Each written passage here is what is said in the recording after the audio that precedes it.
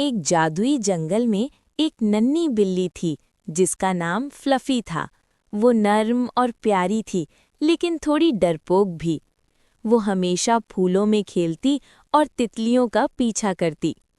जंगल के एक कोने में एक लंबा सब्ज सांप रहता था जिसका नाम ससी था।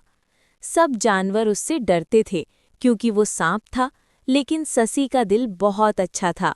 वो तन्हा रहता और पत्ते के नीचे छुपकर सितारे देखता। एक दिन फ्लफी फूल तोड़ते हुए एक गड्ढे में गिर गई। वो चीखने लगी, मदद करो! ससी करीब ही था। उसने फौरन अपनी लंबी दुम से फ्लफी को बाहर निकाल लिया।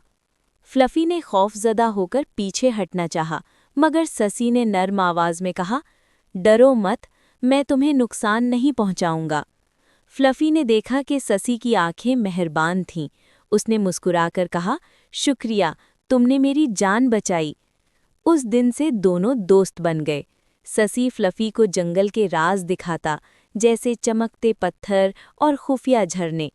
फ्लफी ससी को फूलों की मालाएं पहनाती और उसके साथ गाने गाती।